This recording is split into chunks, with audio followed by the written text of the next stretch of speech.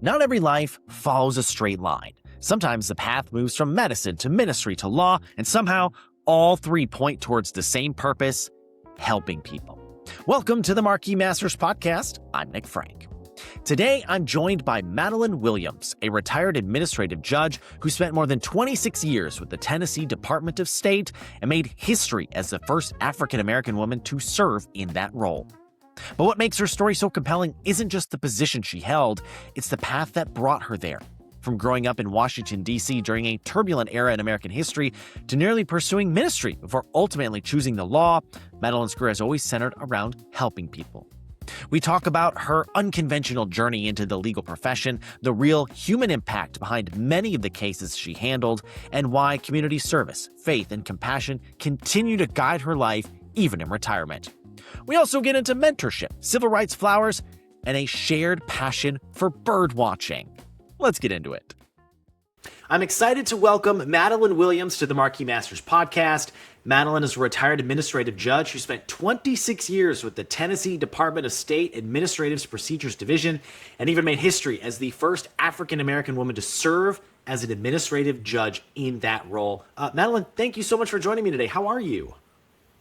I'm just fine. Thank you for being willing to conduct this podcast. No, of course. Well, I'm so eager to dive into your background and learn a lot more about you today. I do understand that you entered the legal profession through let's call it an unconventional path. Can you walk me through that? Tell me a little bit about that. Sure. I did my undergraduate work at Yale in psychology, and then I came to Vanderbilt University in Nashville, Tennessee. I thought I was going to pursue the joint MDiv, Master of Divinity, and JD, Juris Doctorate. I thought I was going to become an ordained minister and would then use the law to help me with hunger and housing and the issues of the day. That's why I thought I was coming to Vanderbilt. But after I got here, I was able to get a fellowship for the law school part. So I started in the law school as a result. At that time, Vanderbilt had the only program in the United States where you could get both degrees that would normally take you 3 years per degree in 4.5 years. Now, many schools offer that now, but at the time, Vanderbilt was the only one. Okay, so I started out in the law school, and while I was there, I wasn't totally convinced that I was called to ordain ministry. So I figured, well, I have a fellowship to the law school. I might as well go on and get the law degree and then just see what happens in the future. Now, as a practical matter, as a layperson, I have remained heavily involved in the church, the United Methodist Church, and been very active with programs, feeding programs, and I've done a lot of visitation of the sick, and done a lot of those things, but I've done them as a layperson rather than as an ordained person.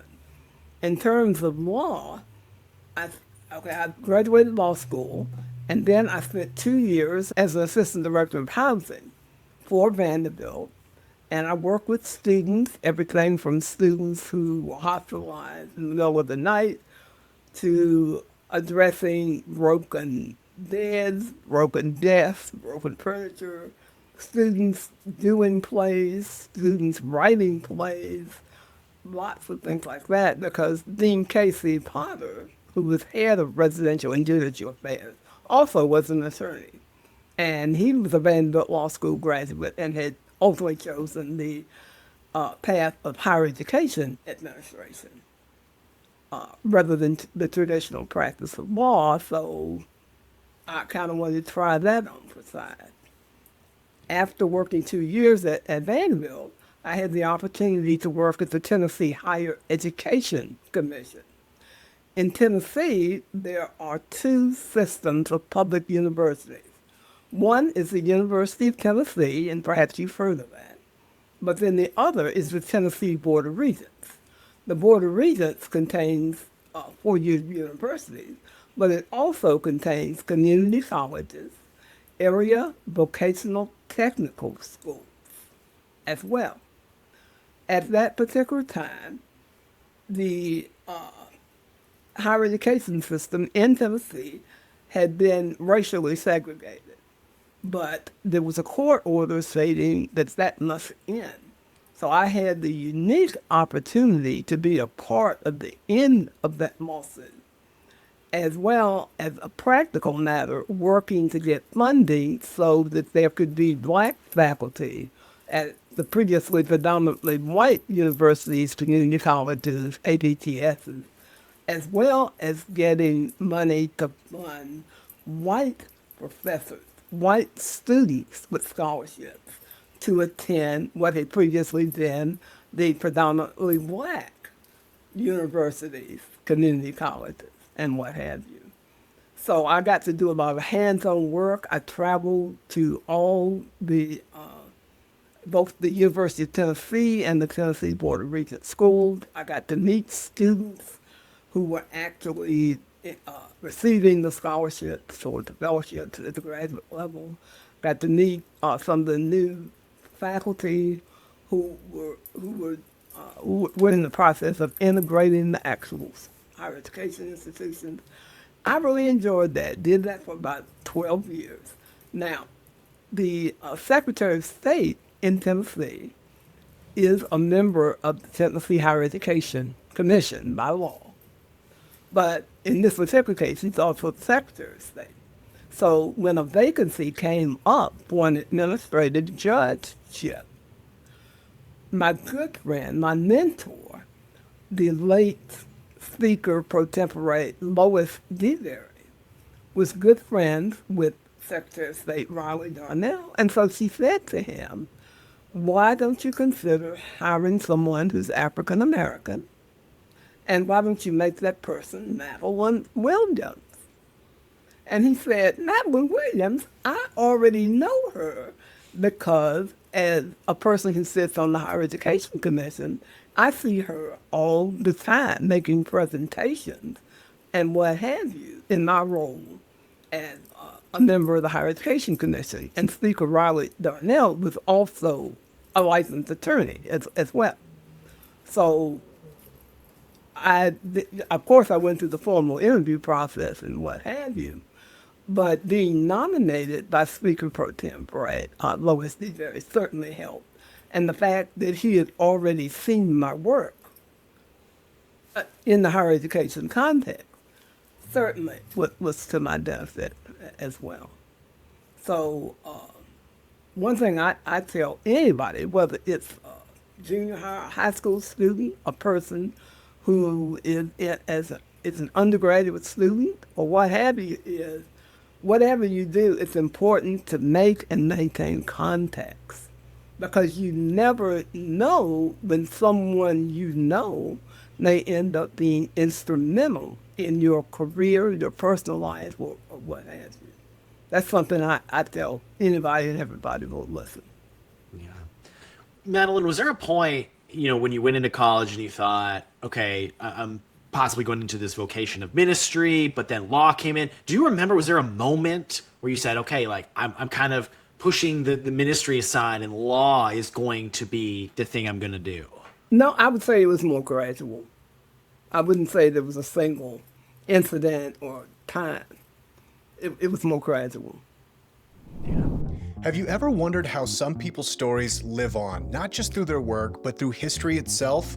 For nearly 130 years, Marquis Who's Who has been documenting the lives of leaders, innovators, and changemakers across every profession. From CEOs and scientists to artists and educators, Marquis has captured the stories behind success, the people who define our times.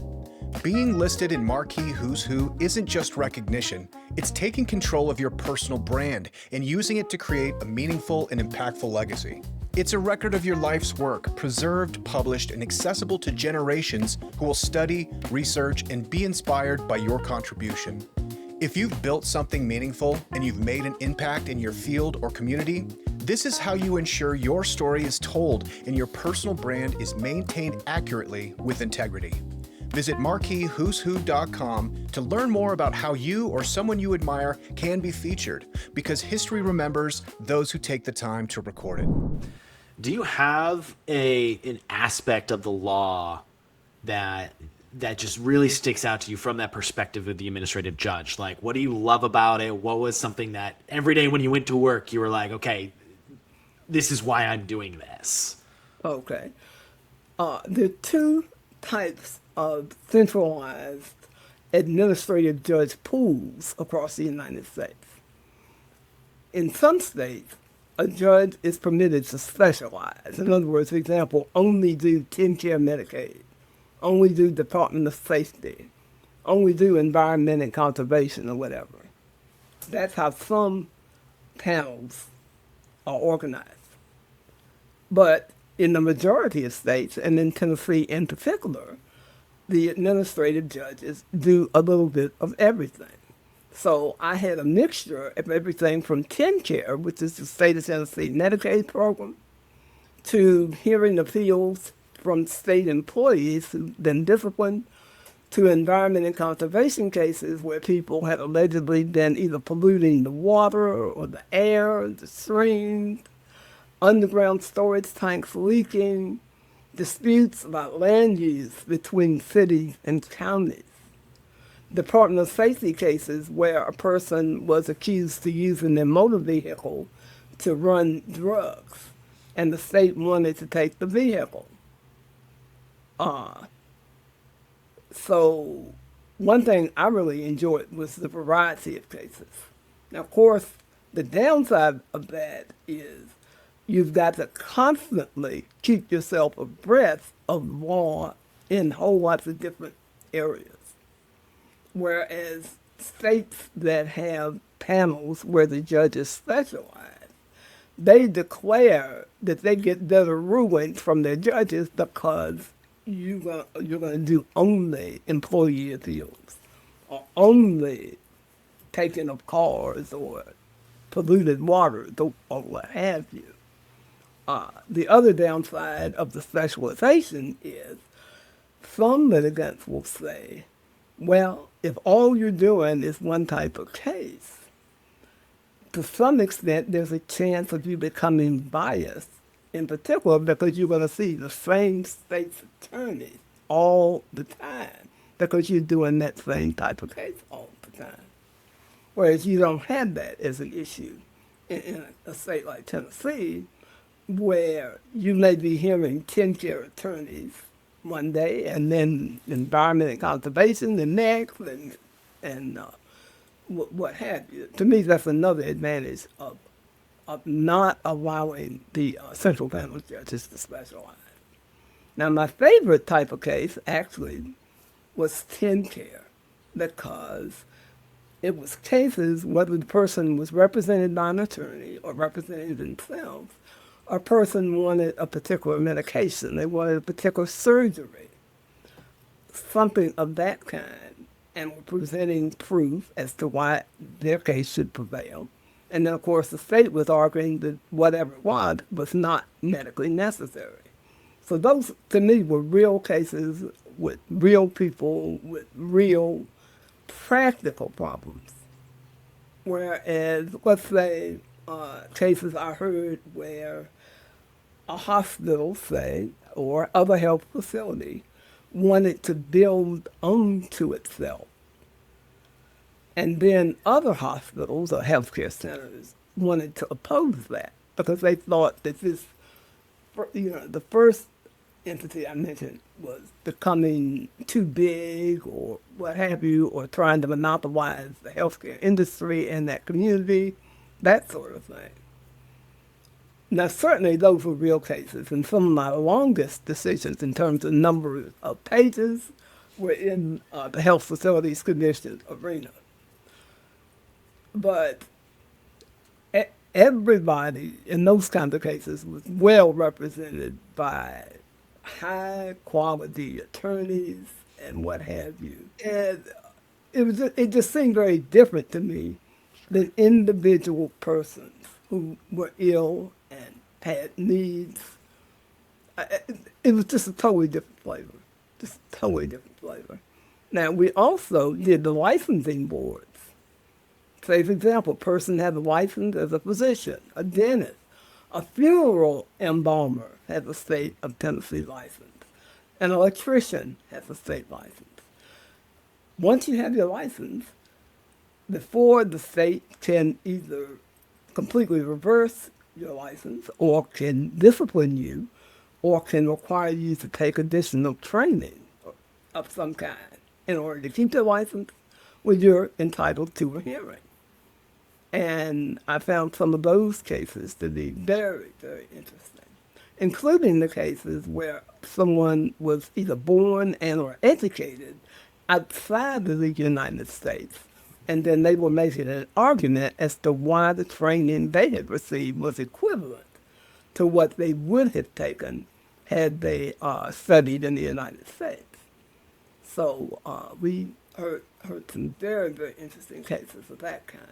So personally, I really enjoyed the variety. And the other aspect of the variety is whether you were in a big city like Nashville, Tennessee, which is the state capital for Tennessee, or whether you were in a small town like Duck Pond, Tennessee, or Puryear, Tennessee, where they didn't even have a hotel. You had to stay in a larger city that was nearby where you were going to actually hold the hearing. Although some of my colleagues just weren't in favor of those cases in the small towns, I really enjoyed it because it literally showed that whether you were living in a big city or the smallest of the small towns in Tennessee, you were entitled to a hearing just like everybody else. Yeah. You said your favorites had to do a lot with people and the cases that impacted people. When you think about that from yours, did that come from a mentor? Did that come from somebody? Like, was there someone who said, hey, like, the decisions that impact real people sometimes, I don't want to say matter more, because as you said, each case matters. No, but they felt like they did, yeah. Yeah. I think that came from the fact that I was raised in the hood in Washington, D.C., and so I kind of grew up with a feeling for the masses and the people. And that was part of what was suggesting ministry to me also. So I would say that's always been a thing throughout my life. And now that I'm retired, I'm very, very active in the NAACP, particularly the national chapter, for the same reasons. It's about people in need of housing, health care, better jobs, a job at all. People who want to get a scholarship to go to college, to get a graduate degree, undergraduate, what have you. Although I've worked in different arenas, I think that overall, upon reflection, my priorities really are the same. It's just the manifestation of my concerns and my heart has gone from higher education at Vanderbilt or working with all those colleges and universities in desegregation to working with the NAACP now, looking at some of the same issues: housing, education, healthcare, what have you. And I would say that's the common theme with everything that I've done. Yeah. Whether it was as a professional for money, compensation, or now whether it's free charitable work. It seems like it's important to you to give back to this next generation that's kind of coming up. Do you think of, or can you think of anyone that was, I guess, your version of you when you were a little bit younger, like when you were coming up and when you were starting to really start stepping into your own career? Was there any mentors or people that helped influence you along the way? Certainly Speaker DeBerry that I mentioned, who nominated me to serve as the first African-American administrative judge. A lot of it came from reading of books and knowledge of Black history, in terms of the Freedom Riders, in terms of how Bethune-Cookman College came to be from one woman's dream. I suspect also when I was at Yale as an undergrad, I actually started out pre-med. That preceded pre-law. I actually started pre-med. I was going to become a psychiatrist. So my undergraduate degree is in psychology. But when it came to junior year, that's when you have to take organic chemistry. I had sailed through physics, biology, all of this, that, and other. But I knew that in order to pass organic chemistry, I was going to have to sit down and memorize that stuff. There's no way around it.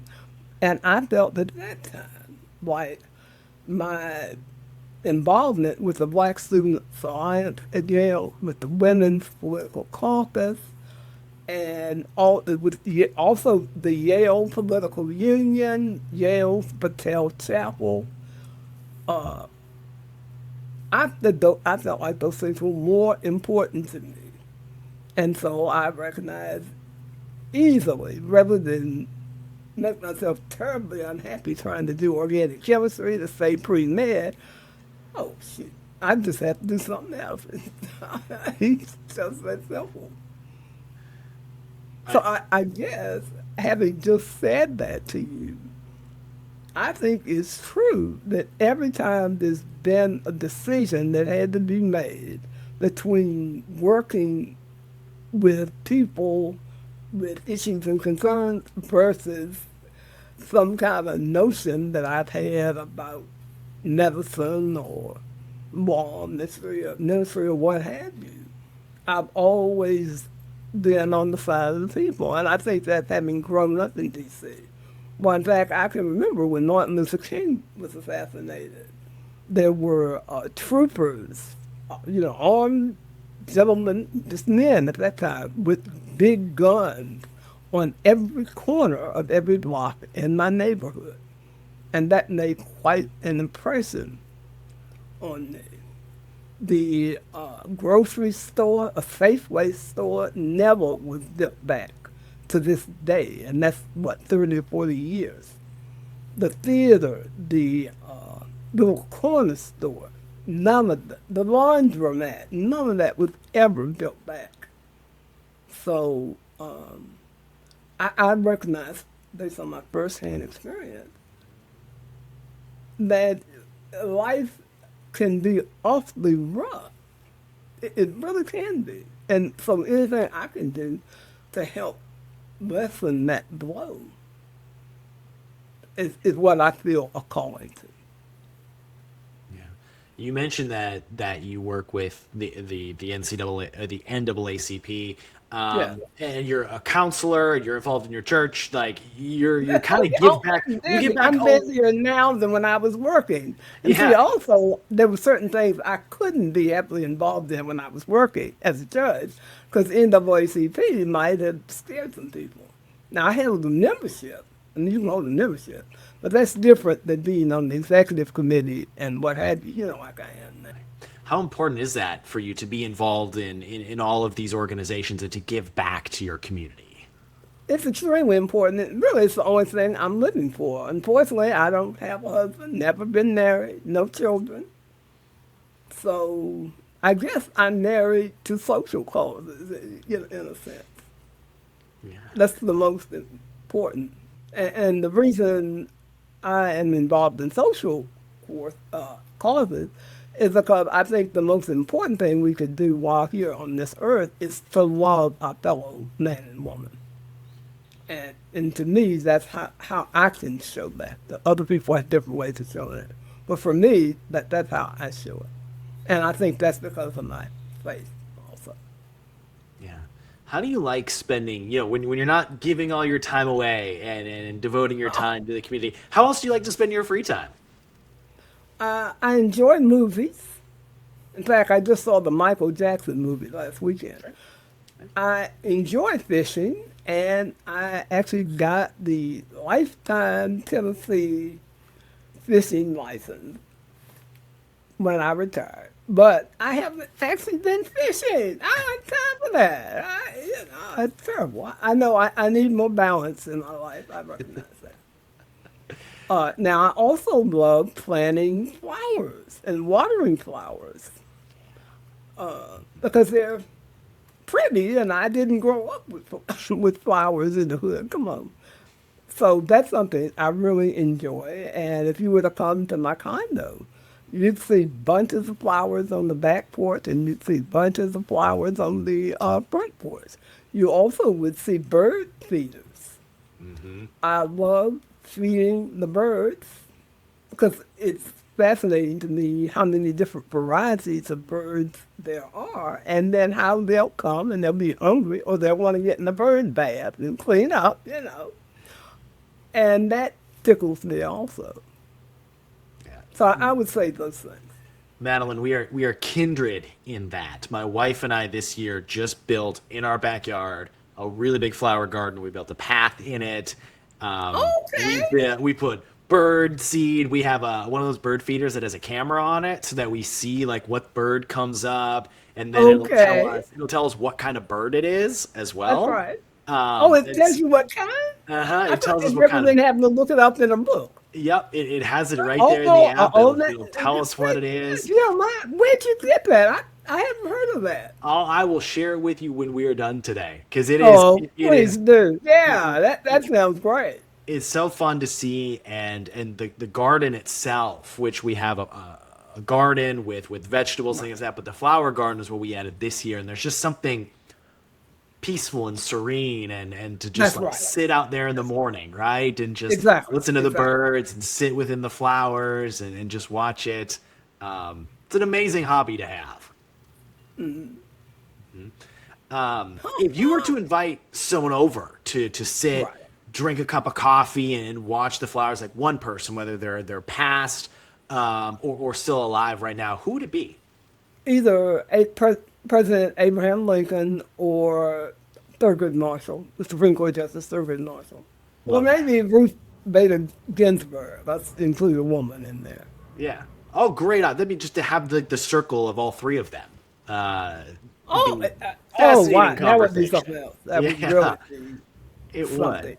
And it would be fascinating to see what they would say to each other. I know. When you think back also through your career, you started pre-med, there's pre-law, there's vocation, all kind of in there. Do you think, That's right. knowing what you know now, do you think you would have made all the same decisions? Is there ever the fork in the road where like, maybe I should have gone this way, or maybe I could have gone that way? Anything like that? The only one that still tempts me is ordained ministry. Yeah. And you kind of touched on it a little bit, and I have a feeling I have a general idea of where this is going to go. But when you think about over the course of your life career, is there a life lesson that you feel like you really hold with you? I guess just to love others and to cherish time with other people. And as Reverend John Wesley said, the founder of the United Methodist Church, do all you can as often as you can for as many as you can. I love that. And Mattielyn, before I let you go today, what does being a Marquis Who's Who listee mean to you? I'm sorry, could you repeat that, please? Sure. What does being a Marquis Who's Who listee mean to you? Well, I still want to know who nominated me. I don't know that. That's one thing. But then the second thing would be, I certainly had heard of that program, but it never occurred to me that I'd be a part of it anyway. So I was very much surprised by the nomination. I had learned a little bit about marketing, and that I wish I had known about when I was still working as opposed to now that I'm retired. So I wish I had known. I don't know how you get to be nominated, but assuming that maybe that's in a book somewhere or something, I wish that I could have done that, say, 20 years ago, when that designation would have had more implications for my career. I would say that that's true. Yeah. Well, Mattielyn, it was such a pleasure to chat with you today, and maybe one day you and I can get together in each other's flower areas and just Exactly. look That at sounds coffee like or something. And especially if you tell me about a system that identifies the birds for you. I will get that to you right when we're done. Okay, I can hardly wait because so many times I have birds. In fact, one time there was an actual wild turkey that came to my front yard, and I said, "That looks like a turkey. It sounds like a turkey." Oh, come on, this is Nashville. How can it be a turkey? And I checked with another friend of mine who's in the Audubon Society. And she told me to take a picture with the camera and send it to me. And it sure was a wild turkey. I have not come across any of those yet, but if I do, I'll have Okay, to well, let you you know. just wait. And I'm hoping that a wild turkey is going to come to your yard. I hope so. Well, Mattielyn, thank you again so much for taking the time and talking with me today. Well, this was a pleasure. Thank you for interviewing me. Awesome. Well, hey, if this conversation resonated with you, consider sharing it with someone else who's passionate about leadership, public service, and using their career to create opportunities for others. If you'd like to hear more conversations with leaders like Mattielyn, be sure to visit marquiswho'swho.com and subscribe to the Marquis Masters podcast wherever you're listening. Once again, thank you so much to Mattielyn Williams for joining me. I'm Nick Franck, and we'll catch you for the next Marquis Masters podcast.